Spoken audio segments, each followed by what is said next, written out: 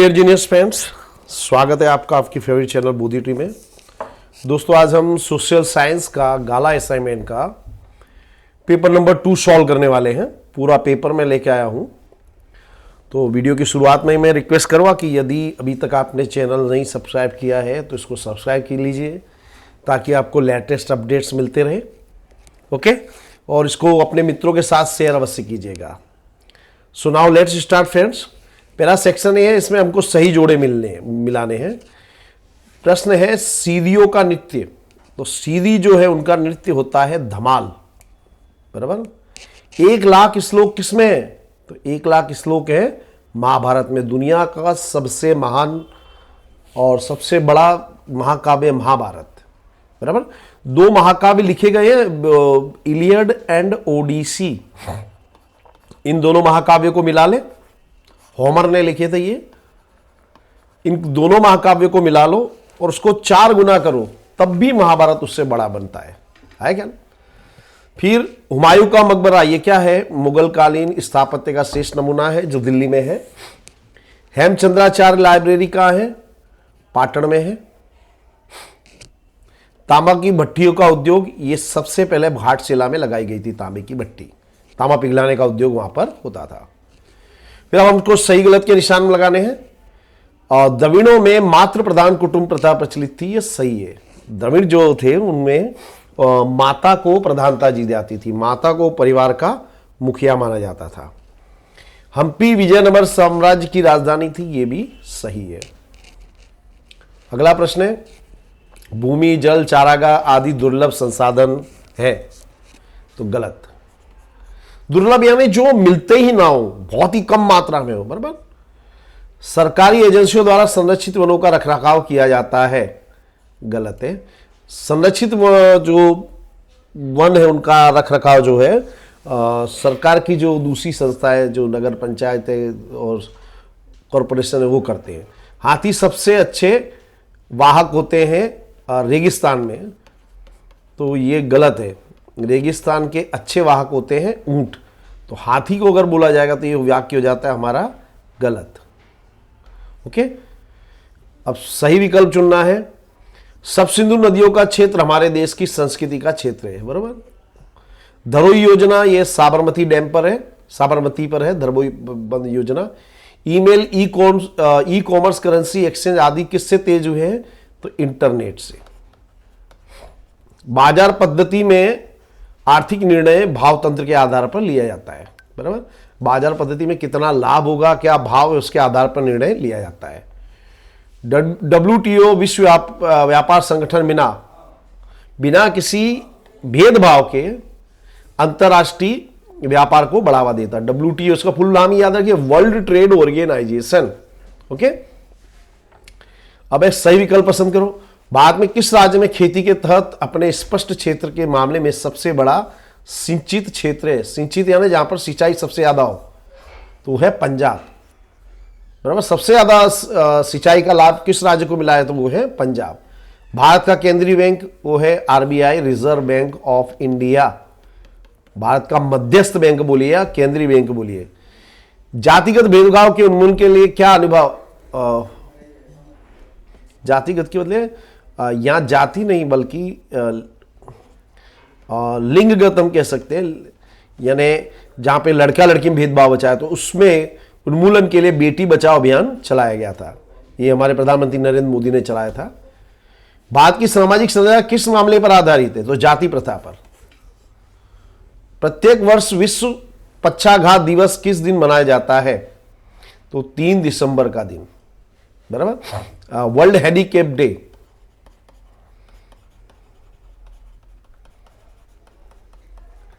बराबर। अधिकांश लिनेन कपड़ा या फिर लिनेन कपड़ा के बदले पटसन की मिलें किस नदी के किनारे हैं? तो गंगा नदी के किनारे। ज्यादातर जो पटसन की मिलें गंगा नदी के किनारे हैं। पटसन के उत्पादन में बांग्लादेश का प्रथम स्थान, ये भी याद रख लेना। उपभोक्तावादी सोच किस अर्थव्यवस्था में प्रबल होती है? तो बाजारवादी पद्धति में। बाजारवादी पद्धति में जो मुख्य उद्देश्य होता है, वो चालक बल होता है, वो होता है लाभ। धर्म की दृष्टि से भारत कैसा राज्य है? तो बिन सांप्रदायिक राज्य है। हमारे देश में कोई भी धर्म मुख्य धर्म नहीं है, सभी धर्म समान है, इसको बोलते हैं बिन सांप्रदायिकता। भारत दुनिया में पवन ऊर्जा के उत्पादन में किस स्थान पर है? तो 5वें। अब देखिए बड़े बड़े प्रश्न शुरू हो रहे हैं। हमारी संस्कृति और विरासत के संरक्षण के लिए हमारे संवैधानिक कर्तव्य बताइए। तो भारत की विरासत के विभिन्न पहलुओं ने भारत के नए निरम आकर्षक बनाया है और भारत को गौरव दिलाया है, बराबर। हमारी संस्कृति का संरक्षण करना प्रत्येक नागरिक का पवित्र और प्राथमिक कर्तव्य है, ये हमारी ड्यूटी में आता है। हमें अपने विरासत के ऐतिहासिक मूल्यवान और महत्वपूर्ण विरासत स्थलों को हानि ना पहुंचे उस प्रकार उनकी देखभाल करें। इसके लिए हमारे संविधान में नागरिकों के मूलभूत कर्तव्यों का उल्लेख किया गया है। इसके अनुसार भारत के संविधान के अनुच्छेद 51 का, ये खास याद रखना दोस्तों, 51C में भारत के नागरिकों के मूलभूत कर्तव्य दर्शाए गए हैं। उनमें 6, ल, ट अर्थात 6 और 7 और 9 में दर्शाए अनुसार हमारी सामाजिक संस्कृति के समृद्ध विरासत का महत्व समझे, उसके परिचय का संरक्षण का कर्तव्य। यानी हमें हमारी इस जो संस्कृति उसका महत्व समझ के उसका संरक्षण करना चाहिए। प्राकृतिक पर्यावरण जिसके अंतर्गत वन, झील, नदी और वन्य जीव है उनकी रक्षा करने का कर्तव्य। जो भी प्राकृतिक चीजें चाहे वो वन हो, झील हो, उनका रक्षा करना हमारा कर्तव्य है। सार्वजनिक संपत्ति को सुरक्षित रखने और हिंसा से दूर रहने के कर्तव्य का समावेश होता है। जो भी सार्वजनिक संपत्ति है उसकी हमें रक्षा करनी चाहिए और किसी भी तरह की हिंसा नहीं करनी चाहिए और ना ही उसका समर्थन करना चाहिए। इस प्रकार हमें हमारे नैतिक कर्तव्यों को समझकर हमारी विरासत का जतन करना चाहिए। ओके, नेक्स्ट है नाट्य कला का परिचय दीजिए, अथवा प्राचीन भारत की लोकप्रिय कला है नाट्य कला, इसको समझाइए। किसी भी तरह से प्रश्न पूछा जा सकता है। नाट्य कला अर्थात दृश्य, श्राव्य और अभिनय का त्रिवेणी संगम, बराबर। भारतीय नाट्य कला की मुख्य विशेषता है मनोरंजन के साथ संस्कार, बराबर। भारतीय जो नाट्य कला रही उसमें फूहड़ता कभी नहीं रही, बराबर। तो भारतीय जो नाट्य कला है उसमें मनोरंजन भी होता है और लोगों को संस्कार भी मिलते हैं। नाट्य कला द्वारा शिक्षित, अशिक्षित, अबालवृद्ध सभी का मनोरंजन होता है। हर उम्र के व्यक्ति का नाट्य कला के द्वारा मनोरंजन होता है। भरत मुनि द्वारा रचित नाट्य शास्त्र नाट्य कला का आधारभूत ग्रंथ माना जाता है। ये याद रखना, एक एक मार्क्स में पूछते हैं कि नाट्य शास्त्र की रचना किसने की थी? तो भरत मुनि ने। नाट्य कला के विषय में भरत मुनि कहते हैं कि ऐसा कोई शास्त्र नहीं है, ऐसा कोई शिल्प नहीं है, ऐसी कोई विद्या नहीं है, ऐसा कोई कर्म नहीं है जिसमें नाट्य कला ना हो। यानी सब जगह पे नाट्य कला व्याप्त है, ऐसा उन्होंने कहा। भरत मुनि द्वारा रचित प्रथम नाटक का कथानक देवासुर संग्राम था। तो भरत मुनि ने पहला नाटक लिखा था देवासुर संग्राम। उसमें उन्होंने देवों को, असुरों को एक साथ नाटक देखने के लिए बुलाया। तो उसमें मंचन किया गया कि भाई, उसमें दिखाया गया कि जो देवता हैं वो जीत रहे हैं और राक्षस लोग यानी असुर लोग हार रहे हैं। तो वो जो पहला नाटक था वो सक्सेसफुल नहीं हो पाया था। इस तरह की कहानी है। संस्कृत साहित्य में महाकवि भास ने महाभारत पर आधारित कर्णभार, उरुभंग, दूतवाक्य इन नाटकों की रचना की है। ये याद रखना दोस्तों, एक एक मार्क्स के लिए। भास की रचनाएं हैं कर्णभार, उरुभंग, दूतवाक्यम। महाकवि कालिदास के प्रसिद्ध नाटक अभिज्ञान शाकुंतलम, विक्रमोर्वशीयम, मालविका अग्निमित्रम है। और गुजरात की नाट्य कला में जयशंकर सुंदरी का नाम सबसे सब ऊपर आता है, बराबर। देखिए दोस्तों, मैंने आपको बेस्ट से बेस्ट आंसर मैं आपको लिख के बता रहा हूं। इस ढंग से आप लिखोगे, ये उत्तर आप लिखोगे तो आपके फुल मार्क्स आने की मैं गारंटी देता हूं। अगला है अमीर खुसरो का परिचय दीजिए। अमीर खुसरो मुगल काल के सबसे महान साहित्यकार थे। उनको तूतीय हिंद की उपाधि दी। तूतीय हिंद यानी भारत का तोता, द पैरॉट ऑफ इंडिया। वे कवि, इतिहासकार, रहस्यवादी, संत और संगीतकार थे। अमीर खुसरो के गुरु थे निजामुद्दीन औलिया। उनकी जो प्रसिद्ध रचनाएं, नाम याद रख लेना दोस्तों, 2-3 बार लिख लेना। आशिका, नूर, सिपिहर, किरातुल, सदायन। ऐसे उत्तर आपको पढ़ने हो, ये तैयार करने हो तो जो चीजें, जैसे ये निजामुद्दीन औलिया, ये उनके गुरु थे, ये 2-3 बार लिखो। ये जो पुस्तकों के नाम आ रही है, आप 2-3 बार लिखोगे तब जाके याद होगा। इसके अतिरिक्त उन्होंने कई काव्य ग्रंथों की भी रचना की थी। उन्हें भारतीय होने पर गर्व था। वे भारत को पृथ्वी का स्वर्ग मानते थे।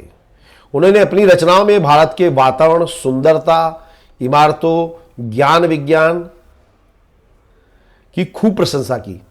वे दिल्ली के आसपास बोले जाने वाली भाषा को हिंदवी कहते थे।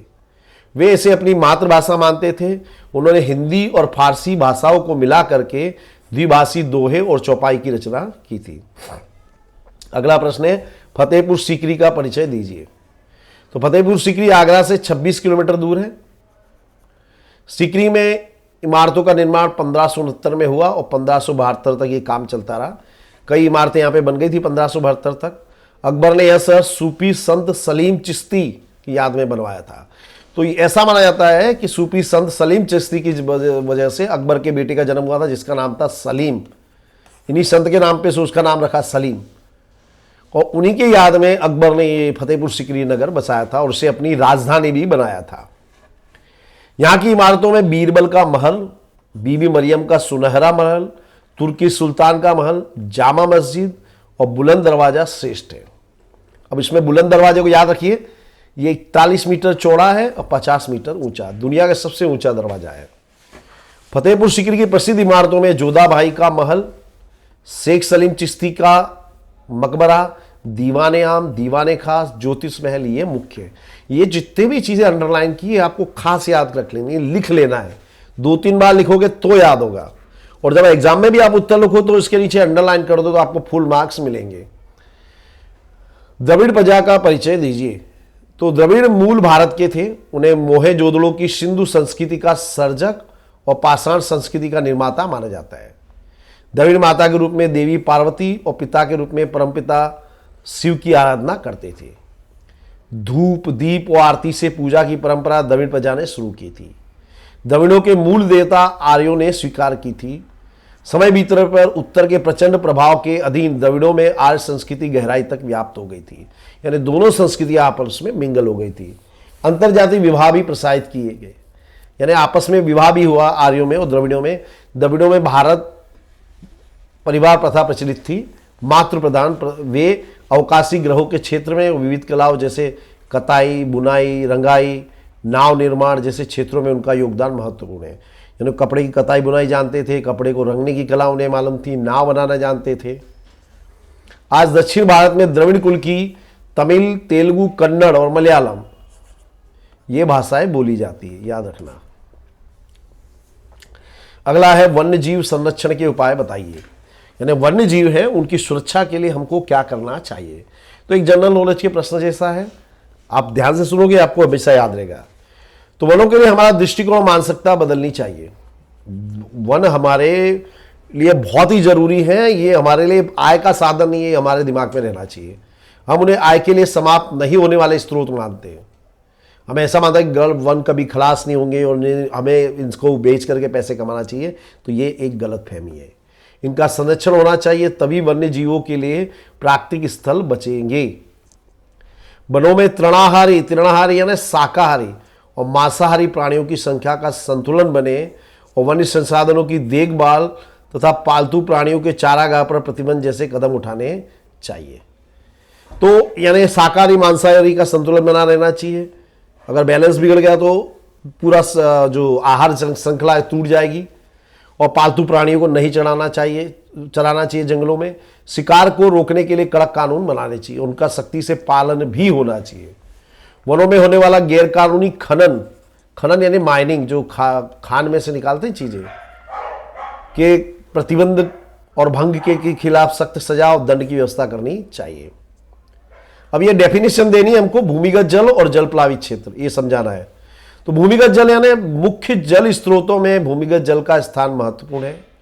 पृष्ठीय जल के अवशोषित होने की प्रक्रिया से भूमिगत जल प्राप्त होता है। यानी देखिए, बरसात का पानी ऊपर गिरता है धरती पर, वो हो गया पृष्ठीय जल, फिर वो जमीन में उतरता है तो उससे बनता है भूमिगत जल। भूमिगत जल का जत्था मर्यादित है, लिमिटेड है। भारत में उत्तर के मैदानी क्षेत्र में 42% भूमिगत जल मिलता है। दक्षिण भारत में पठारी प्रदेश और पर्वतीय क्षेत्रों के कारण भूमिगत जल की मात्रा कम पाई जाती। तो उत्तर भारत है वो मैदानी प्रदेश है, तो वहां की जमीन सॉफ्ट है, वो पानी को सोख लेती है, तो स्वाभाविक है वहां भूमिगत जल ज्यादा होगा। ओके। और जबकि दक्षिण भारत पठारी प्रदेश है, कठोर जमीन है, तो वहां पे भूमिगत जल कम होता है। जल प्लावित क्षेत्र, जल प्लावित क्षेत्र एक प्राकृतिक इकाई है। एकम यानी इकाई लिख सकते हैं, एकम भी लिख सकते हैं, जिसमें नदी, उसकी शाखाओं, उपशाखाओं, जिनमें क्षेत्र का विकास, नद का पानी बहकर आता है, उसे जल प्लावित क्षेत्र कहते हैं। ऋतु परिवर्तन के दरमियान वर्षा के कारण इन शाखा नदी द्वारा पानी बहकर आगे जाता है और अंत में किसी नदी में मिल जाता है। उसमें जमीन और नमी संरक्षण, जल संचरण, वृक्षारोपण, वनीकरण, हॉर्टिकल्चर, गोचर विकास और सामुदायिक भूमि संसाधन के उत्थान संबंधी कार्यक्रमों का समावेश होता है। बराबर, यानी हमें इसको संरक्षण के लिए हमें जल संचयन, वृक्षारोपण, वनीकल्चर, हॉर्टिकल्चर जैसी प्रवृत्तियां करना चाहिए। वर्तमान समय में बिन परंपरागत ऊर्जा स्रोतों का उपयोग क्यों बना है? देखिए, ऊर्जा के स्रोतों को दो प्रकार हैं, परंपरागत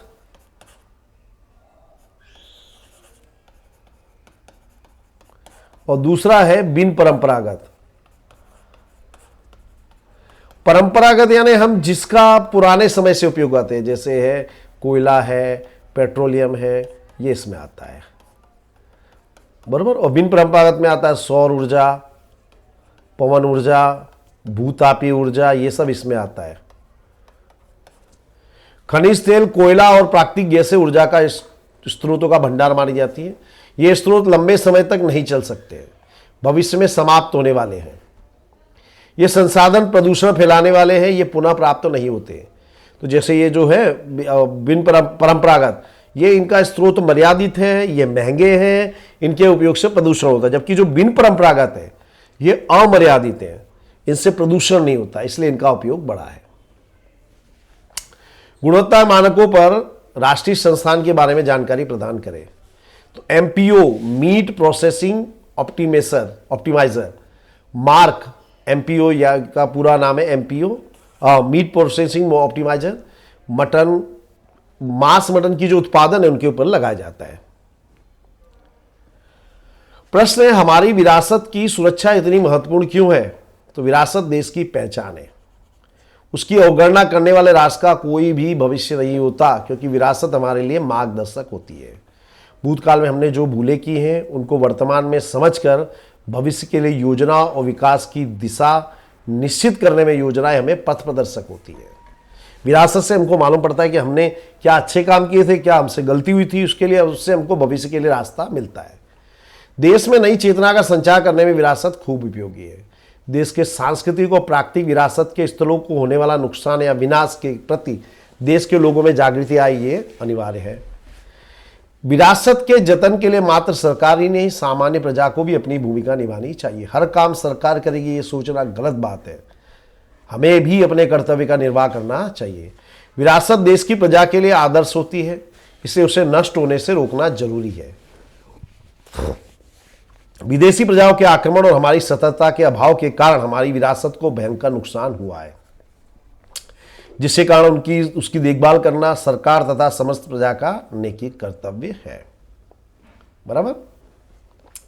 अगला, भारत में राष्ट्रीय रासायनिक खाद उद्योग के बारे में चर्चा कीजिए। तो देश में पहला रासायनिक खाद का कारखाना 1906 में तमिलनाडु के रानीपेट में स्थापित किया। ये पहला पॉइंट याद रखना, एमसीक्यू में पूछ सकते हैं। इस उद्योग का विकास फर्टिलाइजर कॉर्पोरेशन ऑफ इंडिया द्वारा प्रस्तापित बिहार के सिंदरी नामक कारखाने में हुआ था। बराबर। गुजरात, तमिलनाडु, उत्तर प्रदेश, पंजाब, केरल में खाद उद्योग केंद्रित हुआ है। याद रखना, इन राज्यों का नाम गुजरात, तमिलनाडु, उत्तर प्रदेश, पंजाब, केरल। गुजरात में कलोल, कंडला, भरूच, वडोदरा, यहाँ पे रासायनिक खाद के कारखाने हैं। भारत में बेंगलुरु को किस नाम से जाना जाता है? तो सिलिकॉन वैली के नाम से जाना जाता है। यहाँ पे आईटी इंजीनियरिंग, आईटी कंपनी से, इसलिए इसको इस नाम से जाना जाता है। विद्युत के साधनों में अभ्रक का उपयोग होता है, कारण दीजिए। तो विश्व में भारत अभ्रक के उत्पादन में पहले स्थान पर है। अभ्रक जो है अग्निरोधक है और विद्युत का कुचालक है। इसका उपयोग इसलिए इसका उपयोग बिजली के साधन बनाने में होता है, जैसे कि बिजली की मोटर है, डायनेमो है, रेडियो की, टेलीफोन, मोटर गाड़ी, हवाई जहाज आदि की बनावट में अभ्रक का उपयोग होता है। सेक्शन सी है, मोहेंजोदड़ो के सार्वजनिक स्नानागार और सार्वजनिक मकानों की जानकारी दीजिए। तो मोहेंजोदड़ो से एक विशाल स्नानागार भी मिला है। स्नान कुंड में स्वच्छ पानी डालने और गंदा पानी निकालने की व्यवस्था थी। स्नान कुंड में चारों ओर कपड़े बदलने के कमरे भी थे, जैसे यानी आधुनिक स्विमिंग पूल में देखने को मिलता है, डिट्टू वही का वही। धार्मिक प्रसंगों पर लोगों द्वारा इन स्नानघरों का उपयोग किया जाता था, ऐसा माना जाता है। सार्वजनिक मकान, तो मोहेंजोदड़ो से सार्वजनिक उपयोग वाले 2 मकान भी प्राप्त हुए। ऐसा माना जाता है कि इन खंडों का उपयोग सभा कक्ष, मनोरंजन खंड, सभागार तथा राज्य कोठार के रूप में उपयोग में देते होंगे। 20 मकान की एक पंक्ति भी प्राप्त हुई है जो सैनिकों की बैरक थी। मतलब ये सारी चीजें आपको बतानी है। धोलावीरा की जानकारी दीजिए।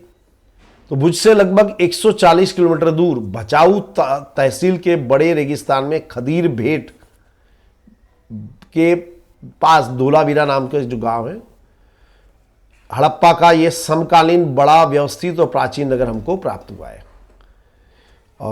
गुजरात का जो पुरातत्व विभाग है, आर्कियोलॉजिकल सर्वे ऑफ इंडिया के अधिकारियों ने इसका संशोधन किया था।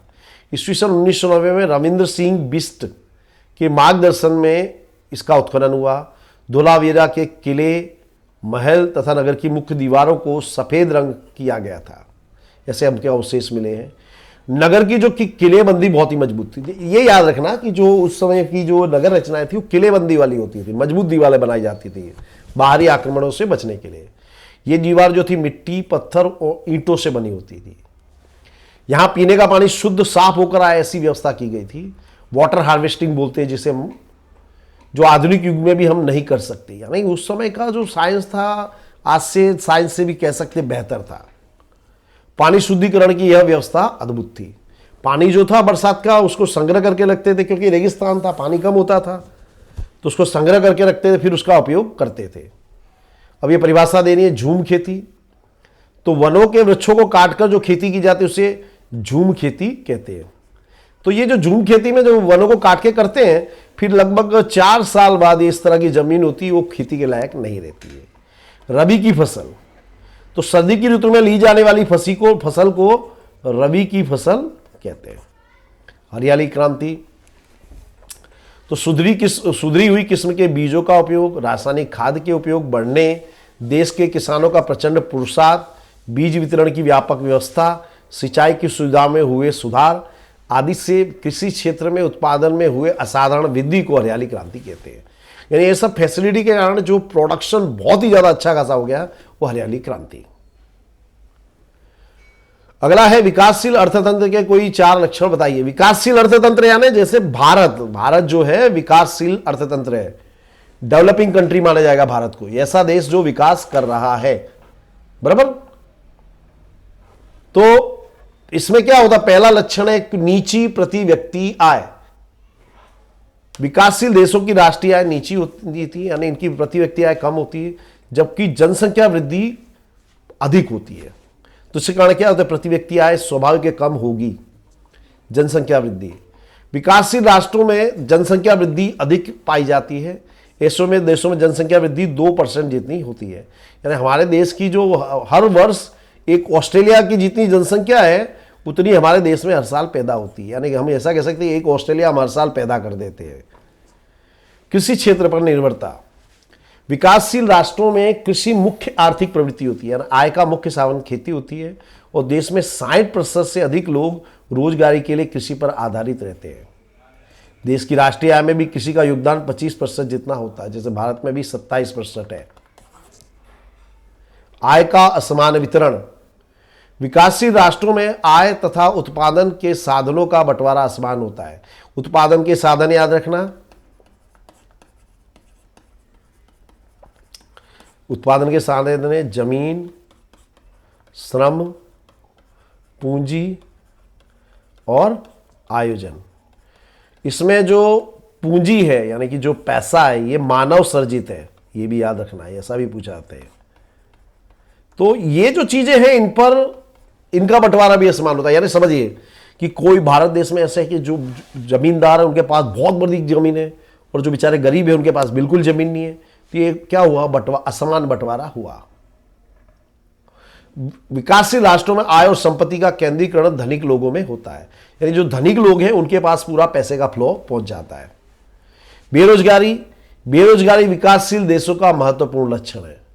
इन देशों में बेरोजगारी की मात्रा कुल श्रमिकों का 3% से अधिक होती है। मौसमी बेरोजगारी, छुपी बेरोजगारी, औद्योगिक बेरोजगारी आदि पाई जाती है, जो लंबे समय की बेरोजगारी होती है। अगला है वल्लभी विद्यापीठ की जानकारी दीजिए। तो ईस्वी सन 7वीं शताब्दी के शतक में गुजरात के विद्यापीठ को अति प्रसिद्ध शिक्षा केंद्र के रूप में माना जाता है। ये गुजरात में था। वल्लभी के विशाल और अत्यंत प्रसिद्ध विद्यापीठ बनाने में मैत्रक वंश के तत्कालीन शासकों नागरिकों का बहुत बड़ा योगदान था। मैत्रक वंश याद रखना,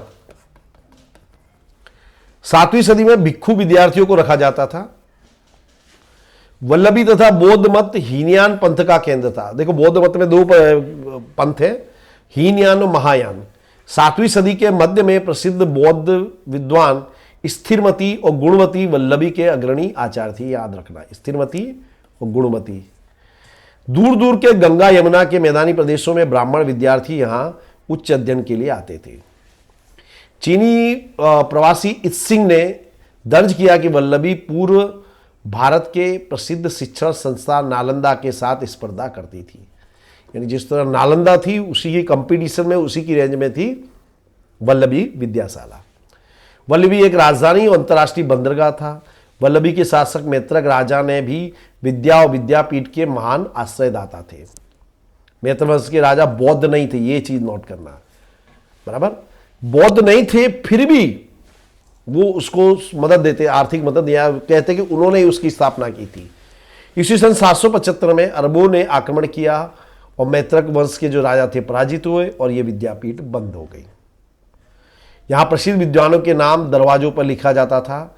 विद्वान राजसभा में अपना पांडित्य छोड़कर राजतंत्र में ऊंचे अधिकार प्राप्त किया था। बौद्ध साहित्य का परिचय दीजिए। तो प्राचीन बौद्ध साहित्य पाली भाषा में लिखा गया था। उस समय की लोक भाषा थी पाली। भगवान बुद्ध ने भी अपना जो श्लोक था लोक भाषा में दिया था ताकि लोग आसानी से समझ सके। इसमें साहित्य को 3 भागों में विभाजित किया गया। इसे त्रिपिटक कहते हैं। इसमें है सुक्त पिटक, बराबर। ये मुख्यतः बुद्ध और उनके शिष्यों के संवादों का संग्रह है। याद रखना, सुक्त पिटक में भगवान बुद्ध और उनके जो शिष्य थे उनके बीच में जो संवाद हुए, चर्चा हुई, उसका वर्णन है। बुद्ध के शिष्यों ने प्रश्न पूछे, भगवान बुद्ध ने उसके उत्तर दिए, तो उसका जो संग्रह था वो बना त्रिपिटक। विनय पिटक बौद्ध संघ के नियमों का आलेखन है। इसमें यह बताया कि बौद्ध संघ के क्या क्या नियम है, क्या क्या पालन कर रहा है। तीसरा है अभिधंग पिटक, और उसके बाद है मिलिंद पहनो। ये भी एक बौद्ध ग्रंथ है महत्वपूर्ण।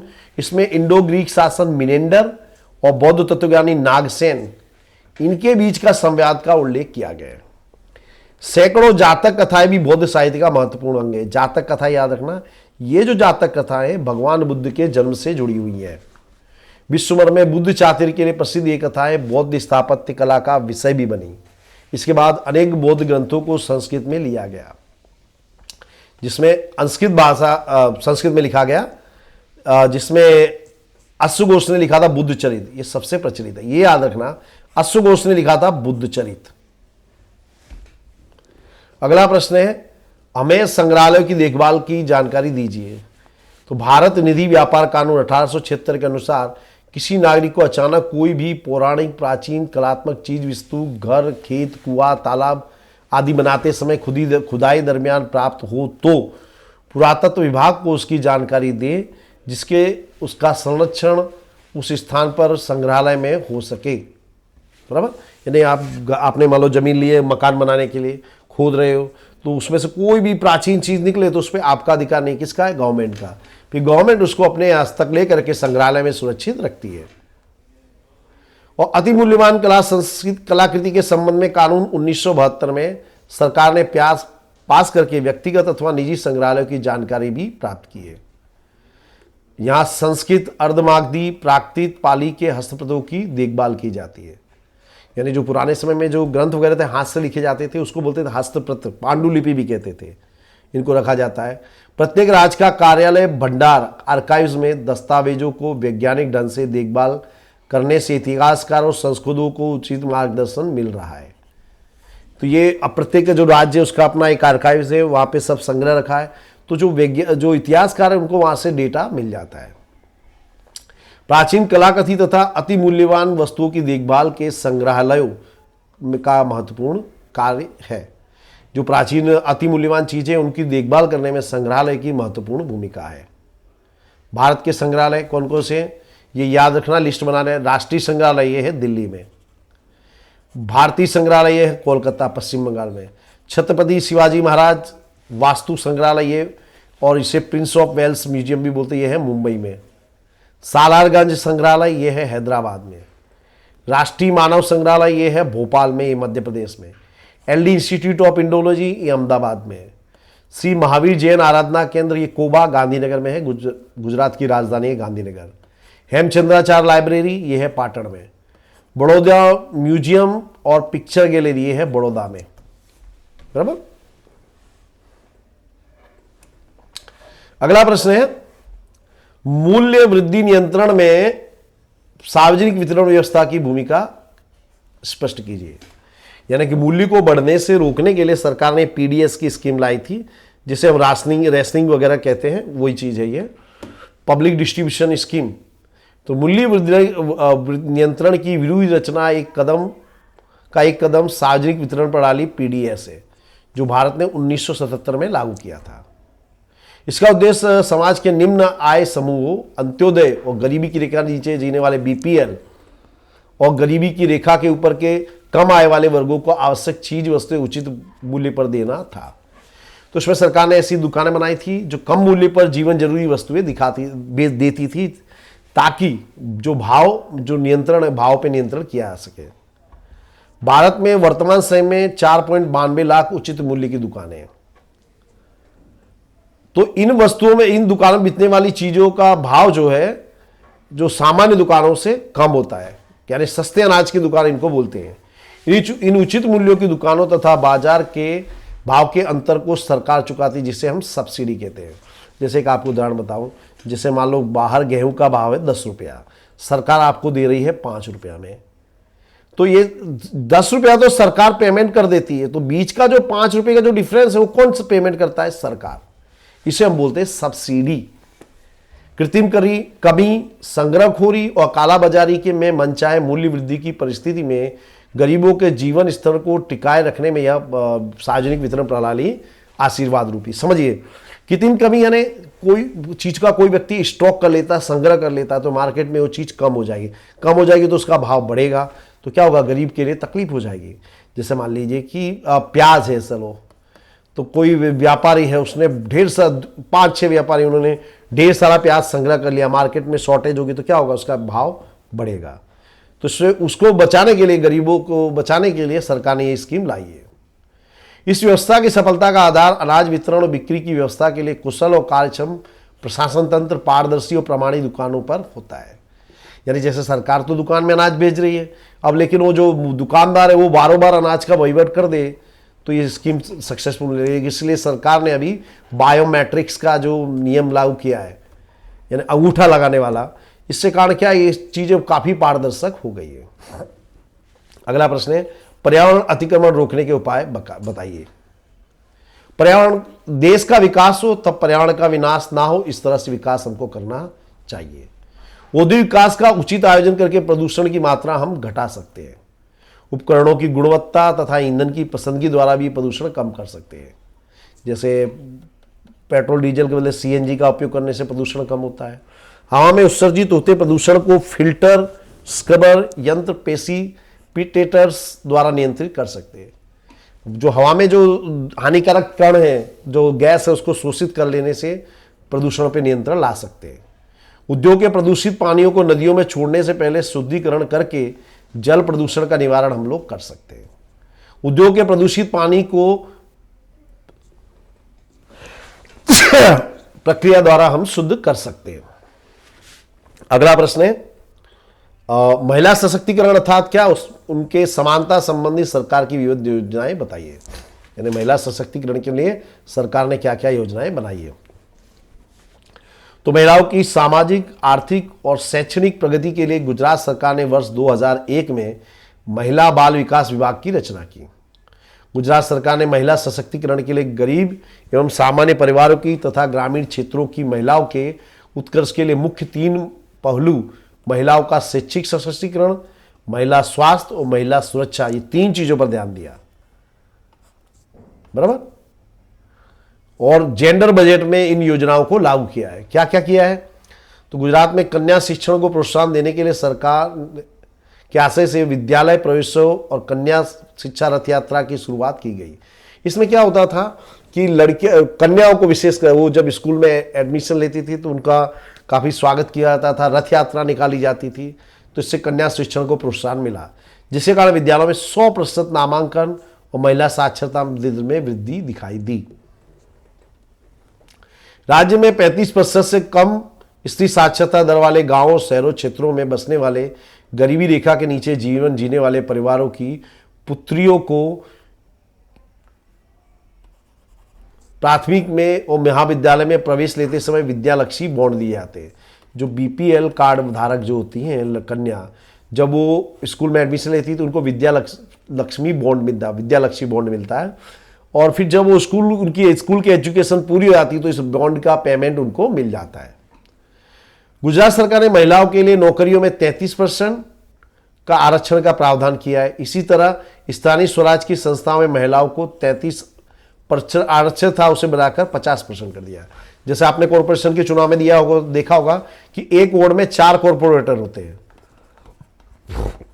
तो 4 का 50% होगा 2, यानी 2 महिलाएं होंगी और 2 पुरुष। इस तरह की व्यवस्था होती है। सरस्वती साधना योजना के अंतर्गत प्रतिवर्ष 1.5 लाख कन्याओं को बिना मूल्य साइकिल दी जाती है।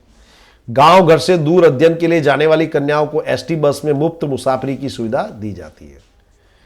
किशोरियों के लिए पौष्टिक आहार तथा उनके लिए कौशल विकास के लिए सबला योजना लागू की गई।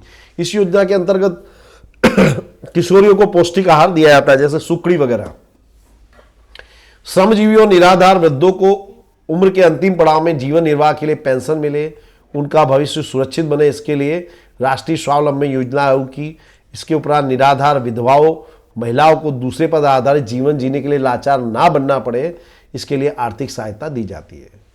विधवा है, उसके कोई आगे पीछे कोई सहारा देने वाला नहीं है, तो सरकार उसको आर्थिक सहायता देती है। महिलाओं को आर्थिक रूप से आत्मनिर्भर बनाने हेतु सखी मंडल द्वारा सरकार मिशन मंगलम योजना के तहत आर्थिक सहायता दी जाती है। ये क्या है समझिए, जैसे मान लो कोई पर्टिकुलर एरिया है, उसमें 50 महिलाएं हैं, उनका मंडल बनाया जाएगा, तो महिला बैंक जो होती है वहां से इनको कम ब्याज पे पैसा दिया जाता है। फिर उसको लेकर के जो महिलाएं हैं वो बिजनेस वगैरह कर सकती हैं, आत्मनिर्भर बन सकती है। बेटी बचाओ अभियान द्वारा लिंग भेद यानी जेंडर डिस्क्रिमिनेशन समाप्ति हुई है, बराबर। ये गुजरात सरकार ने बहुत ही अच्छे कदम उठाए हैं। अब है सेक्शन डी, प्राचीन भारत के गणित शास्त्र में साधी गई प्रगति की जानकारी दीजिए। भारत ने क्या क्या गणित के क्षेत्र में विकास किया? तो भारत ने गणित शास्त्र में महत्वपूर्ण खोजें की। भारत ने शून्य की खोज, दशांश पद्धति, बीज गणित, बोधायन का प्रमेय, रेखा गणित और वैदिक गणित जैसे खोजें की। शून्य की खोज किसने की थी? आर्यभट्ट ने। शून्य को लगाकर अंकों में उपयोग की खोज की थी ग्रत्समद ने। ग्रत्समद। प्राचीन भारत के गणितज्ञों ने एक के पीछे 53 शून्य रखने से बनने वाली संख्या का नाम निर्धारित किया था, बराबर। एक के पीछे 53 जीरो तक की संख्या को क्या क्या नाम दिया जाना चाहिए वो भारतीयों ने निश्चय किया था। और हड़प्पा और मोहेंजोदड़ो के अवशेषों में माप वाले तोलने के साधनों में दशांश पद्धति पाई जाती है। आज जो डेसिमल पद्धति है वो हड़प्पा और मोहेंजोदड़ो के समय में भी हमको देखने को मिलती है। ईस्वी सन 1150 में भास्कराचार्य ने लीलावती गणित और बीज गणित नामक ग्रंथ लिखे। उसमें जोड़ तथा घटाव में भी संशोधन किया गया। ब्रह्मगुप्त ने समीकरण के प्रकार बताए थे। बोधायन का प्रमेय त्रिकोणमिति आपस्तन के शूल सूत्रों में विविध वैदिक यज्ञों के लिए आवश्यक वेदियों का प्रमाण निश्चित करने के सिद्धांत दिए। इसको समझिए, यज्ञ की वेदी होती थी, उसकी क्या साइज होगी उसको निश्चित करने के लिए ट्रिगोनोमेट्री, जिसे हम त्रिकोणमिति कहते हैं, उसकी खोज भी भारत में हुई थी, बराबर। आर्यभट्ट के आर्यभट्टियम ग्रंथ में पाई की वैल्यू 22/7 या 3.14 होती है, ऐसा उसका उल्लेख है। उन्होंने प्रतिपादित किया कि वृत्त की का अनुपात गुणोत्तर यानी अनुपात दर्शाने का अचलांक है पाई, बराबर। वृत्त के परिधि और व्यास का जो अनुपात दिखाने का जो रेशियो है वो पाई है, ऐसा उन्होंने बताया था। भाग की आधुनिक पद्धतियां, गुणांक, जोड़, वर्गमूल, घनमूल आदि अष्टांग पद्धति की जानकारी भी आर्यभट्ट के ग्रंथों में दी गई है। आर्यभट्ट को इन्हीं के इन प्रयासों के कारण गणित शास्त्र का पिता कहते हैं। उन्होंने 10 गीतिका और आर्यभट्टियम ग्रंथ लिखे थे। आर्य सिद्धांत में ज्योतिष शास्त्र के मूल्य सिद्धांतों का संक्षेप में वर्णन है। बीज गणित, अंक गणित और रेखा गणित की मूलगत समस्याओं को हल दिया गया है। इसके अलावा गणित के विविध पक्षों का अपने अपने ग्रंथों में बोधायन, आपस्तंभ, कात्यायन, ये है कात्यायन, ये नाम याद रखना, 4-5 बार लिख दीजिए गणितज्ञ में। भास्कराचार्य, ब्रह्मगुप्त, इन्होंने गणित के क्षेत्र में महत्वपूर्ण विकास किया। गणित शास्त्र में आर्यभट्ट द्वारा की गई खोजों का वर्णन कीजिए। तो आर्यभट्ट ने शून्य की खोज की थी और इसका वर्णन उन्होंने एक ग्रंथ लिखा था आर्यभट्टियम, उसमें लिखा। आर्यभट्ट ने पाई की कीमत 22/7 या 3.14 होती है, इसका उल्लेख उन्होंने किया था। उन्होंने बताया था कि गोलक की परिमित परिधि और व्यास के गुणोत्तर को दर्शाने के लिए अचलांकें पाई, यानी गोले की परिधि 2πr और व्यास होता है 2r।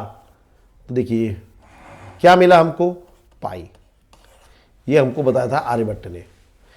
भारत की आधुनिक पद्धति, गुणाकार, जोड़, भाग, वर्गमूल, घनमूल, अष्टांग पद्धति की जानकारी आर्यभट्ट ने अपने ग्रंथ में दी थी। इसलिए आर्यभट्ट को गणित शास्त्र का पिता कहा जाता है। उन्होंने 10 गीतिका, आर्यभट्टियम जैसे ग्रंथ लिखे। गणित, अंक गणित, रेखा गणित की मूलभूत समस्याओं का समाधान भी उन्होंने खोजा था। भारत की गेहूं की फसल का सविस्तार वर्णन करो। तो धान के बाद गेहूं दूसरे नंबर की फसल है, याद रखना। भारत की 1/3 कृषि भूमि पर गेहूं की खेती की जाती है। गेहूं भारत के उत्तर पश्चिम भाग के लोगों की मुख्य खुराक है। गेहूं समशीतोष्ण कटिबंध की रबी की फसल है। रबी यानी ठंडी में ली जाने वाली फसल है। इसके लिए काली या उपजाऊ दोमट मिट्टी और 75 सेंटीमीटर बारिश होना जरूरी है। और गेहूं के लिए 100 सेंटीमीटर वर्षा अनुकूल होती है। हरियाली क्रांति से गेहूं का उत्पादन लगभग 2 गुना हो गया है।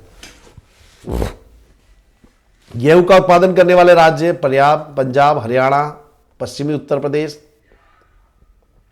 इन राज्यों में 2/3 यानी अप्रोक्सीमेटली 67% गेहूं इन 3 राज्यों में होता है। इसका कारण क्या, इन राज्यों में सिंचाई की सुविधा बहुत ही अच्छी है।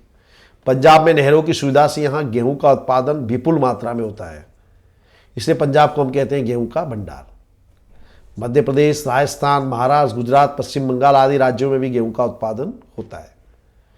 अब गेहूं की क्या विशेषता है, इसमें लगभग सभी पोषक तत्व होते हैं। गेहूं का बिस्किट, टोस्ट, मैक्रोनी, पाव के रूप में दुनिया में लगभग सभी लोग उपयोग करते हैं। इसलिए हम कहते हैं गेहूं को अनाज का राजा। बराबर। गुजरात में एक जगह है भाल प्रदेश, यहां पे एक गेहूं होता है जिसको बोलते हैं भालिया गेहूं, ये बहुत ही फेमस है। इसके अलावा महसाणा, राजकोट, जूनागढ़, खेदा आदि में भी अच्छा खासा उत्पादन होता है। गेहूं से रोटी, भाखरी, सेव, हलवा, लापसी, लड्डू, सुखड़ी, पाव, पूरी, केक, बिस्किट, ये सब बनाया जाता है। भारत की तेली के बदले तिलहन फसलों का जानकारी दीजिए जिनमें से तेल निकलता हो। तो उसमें पहले देखते हैं मूंगफली। तो मूंगफली की फसल को काली, कस वाली, दोमट और लावा की मिश्रित, रेती मिश्रित, पानी ना भरे ऐसी जमीन में 20 डिग्री से 25 डिग्री तापमान में 70 सेंटीमीटर वर्षा अनुकूल होती है। और इसका उत्पादन गुजरात, आंध्र प्रदेश, महाराष्ट्र, तमिलनाडु इसके उत्पादन में मुख्य है। और विश्व में भारत चीन के बाद दूसरे नंबर का उत्पादक राज्य है मूंगफली में। और सबसे ज़्यादा गुजरात में सबसे ज़्यादा उसका उत्पादन होता है। और गुजरात में भी सौराष्ट्र में मूंगफली का सबसे ज़्यादा उत्पन्न होता है। तिल, तो उत्तर भारत में वर्षा पर आधारित खरीफ की फसल है ये। तिल लगभग सभी राज्यों में बोया जाता है। सभी तिलहनों में सबसे अधिक तेल तिल में होता है। भारत में गुजरात, पश्चिम बंगाल, कर्नाटक, मध्य प्रदेश इसके मुख्य राज्य, उत्पादक राज्य हैं। गुजरात समग्र भारत में तिल की बुआई और उत्पादन में प्रथम स्थान पर आता है। और भारत विश्व में सबसे ज्यादा तिल का उत्पादन करने वाला राज्य है। सरसों रबी की फसल है।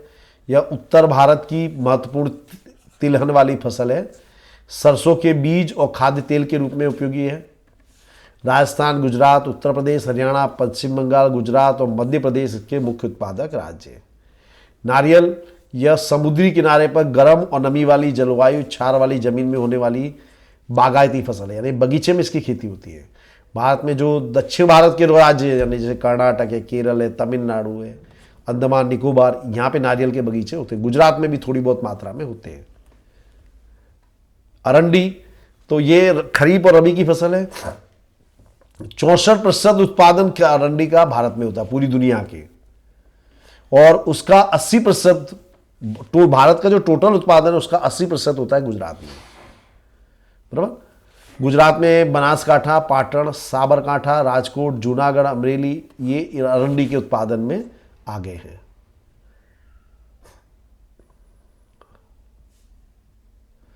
अगला है विश्व बाजार और भारत की खेती पर टिप्पणी लिखिए। तो भारत के किसान अपनी कृषि उत्पादों को वैश्विक बाजार में बेचकर लाभ प्राप्त कर सके, इस उद्देश्य से कृषि क्षेत्र में वैश्विक नीति की रचना अमल में रखी है। वैश्वीकरण के कारण कृषि क्षेत्र में कुछ परिवर्तन आए। क्या क्या परिवर्तन आए? कृषि क्षेत्र में उपजों के आयात निर्यात की प्रक्रिया सरल हो गई है। हम जब से WTO के मेंबर बने हैं तो फसलों का जो उत्पादन है, जो एक्सपोर्ट इंपोर्ट आसान हो गया है। गुजरात से कपास, मिर्च, तिल चीन के बाजार में, विश्व के विविध फल भारत के बाजार में मिलने लगे। जैसे कि आप लोगों ने देखा होगा, कीवी है, ड्रैगन फ्रूट है, ये सब हमारे देश में अभी मिलने लगा, पहले नहीं मिलता था क्योंकि भारत का फल नहीं है। वैश्वीकरण से भारत में बहुराष्ट्रीय कंपनियों द्वारा बेचे जाने वाले महंगे भाव के जेनेटिकली मॉडिफाइड BT बीज आए हैं, जिससे कृषि महंगी हुई है। यद्यपि इससे कपास और मकाई के उत्पादन में वृद्धि हुई है, बराबर। तो अभी जो जेनेटिकली जो बीज है काफी कॉस्टली होते हैं, इसके कारण खेती क्या है, महंगी हो गई है। आयात सरल होने से देश में ही हमारी कृषि उपजों को प्रतिस्पर्धा करनी पड़ती है। कुछ उत्पादकों को वैश्विक बाजार मिलने से पेटेंट रजिस्ट्रेशन जरूरी है। पेटेंट क्या होता है? इसकी ऑफिस है मुख्य अमेरिका में है। आपने कुछ भी नई चीज बनाई है तो उसको यहाँ रजिस्टर कराना पड़ता है। फिर पेटेंट रजिस्ट्रेशन करा लेते हो आप, तो उसके बाद कोई भी व्यक्ति उसका आपकी परमिशन के बिना उत्पादन नहीं कर सकता। ये सिस्टम होता है। विश्व बाजार में हमारी गुणवत्ता के उत्पादनों का पेटेंट देश के नाम पर दर्ज करवाना जरूरी हो गया है। जैसे कि हल्दी है, जैसे बासमती चावल है, इसको लेके काफी बवाल हुई थी, फिर भारत ने इसका पेटेंट अपने नाम पे कराया। भारत को विश्व बाजारों में होने वाली प्रतिस्पर्धा का सामना करने के लिए नई टेक्नोलॉजी अपनाकर गुणवत्ता पर ध्यान केंद्रित करना पड़ेगा। कृषि क्षेत्र में जुड़े लोगों की आर्थिक उन्नति और संपदा स्वतंत्रता बढ़ाने के लिए कदम उठाना होगा।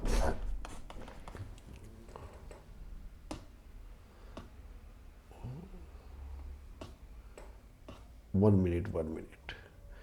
ये 2 प्रश्न मैं आप लोगों के लिए छोड़ दे रहा हूं। देखो, पहले ये बता दे रहा हूं, वृद्धों की समस्या का वर्णन करो और उनकी रक्षा और कल्याण के लिए प्रावधानों का वर्णन कीजिए। तो वृद्धावस्था कुदरती क्रम है। व्यक्ति बच्चा होता है, जवान, फिर बूढ़ा होता है। जैसे जैसे मनुष्य की उम्र बढ़ती जाती है वैसे शारीरिक और मानसिक शक्ति कमजोर हो जाती है। आज के व्यक्तिवादी और भौतिकवादी समय में उनका सम्मान और गौरव बना रहे, इस दिशा में खास प्रयत्न करने की जरूरत है। संयुक्त कुटुंब में रहते वृद्धों की देखभाल पहले के समय की तुलना में अभी अधिक ली जाती है। कुटुंब विविध बनने पर समस्या कम या ज्यादा गंभीर बनती है, जिसके कारण कई वृद्धों को वृद्धाश्रम में रहने के लिए मजबूर होना पड़ता है। उनको कोई देखभाल नहीं होना करने वाला होता तो वे वृद्धाश्रम में चले जाते हैं। वे एक प्रकार की उपेक्षा और निस्सहाय की स्थिति में पहुंच जाते हैं। जबकि उनको सहायता की जरूरत होती है, तब अलग से रहना उनके लिए काफी दुखदायक होता है। अकेले रहने वाले अशक्त वृद्धों की असलामती बढ़ जाती है। बहुत से केस आपने देखे हुए कि जैसे अकेले बूढ़े बूढ़ी रहते हैं तो जो नौकर या कोई चोर लोग उनकी हत्या करके लूट लेते हैं। ऐसी बहुत सी समस्याएं खड़ी होती हैं। वृद्धों की सलामती और रक्षा की खास कार्रवाई करनी चाहिए। बड़े शहरों में यह समस्या बहुत गंभीर बन जाती है। ग्रामीण क्षेत्रों में परंपरागत व्यवसाय में से वृद्धावस्था के कारण मुक्ति पाने वाले वृद्धों के लिए लंबे अरसे की कोई आर्थिक सहायता या पेंशन की योजना बनानी चाहिए। यानी कोई पर्टिकुलर व्यवसाय करते हो जैसे बुनाई वगैरह का, तो वो धंधा बंद हो जाने के बाद क्या होता है, बेरोजगार हो जाते हैं, वृद्ध हो जाते हैं, तो उनको पेंशन की व्यवस्था करनी चाहिए। अन्न सुरक्षा के लिए मां अन्नपूर्णा योजना के विषय में बताइए। तो माँ अन्नपूर्णा योजना हेडिंग डालिए, इस तरह से लिखिए पॉइंट डाल के। इस योजना के अंदर ग्रामीण और शहरी के अंत्योदय परिवार और गरीबी रेखा के नीचे रहने वाले परिवारों का समावेश किया गया है। इस योजना के अंतर्गत प्रति परिवार को प्रति मास 35 किलोग्राम अनाज मुफ्त में वितरण करने की व्यवस्था की गई है। इस योजना में मध्यम आय वाले परिवारों के लिए सस्ते दर से प्रति व्यक्ति 5 किलोग्राम अनाज, जिसमें 2 रुपया प्रति किलो गेहूं और 3 रुपये प्रति किलो चावल उचित मूल्य की दुकान द्वारा देकर राज्य की 3.62 करोड़ जनता इस योजना के अधीन शामिल करके सुरक्षा प्रदान की गई है। बराबर 5 किलो अनाज दिया जाता है, इसमें 2 रुपये किलो गेहूं होता है और 3 रुपये किलो चावल होता है। इस योजना में शामिल होने से परिवारों का आय का बड़ा भाग अनाज खर्च पर होने से बचेगा, यानी अनाज पे उनका खर्च बचेगा तो जीवन जरूरी दूसरी चीज़ें आसानी से खरीद सकते हैं। तो दोस्तों यहाँ हमारा क्वेश्चन पेपर पूरा हो रहा है। आई एम श्योर आपको मजा आया होगा। तो ऐसे ही मज़ेदार वीडियो के लिए बने रहिए हमारे साथ। चैनल को लाइक और सब्सक्राइब अवश्य कीजिए। Thank you very much friends.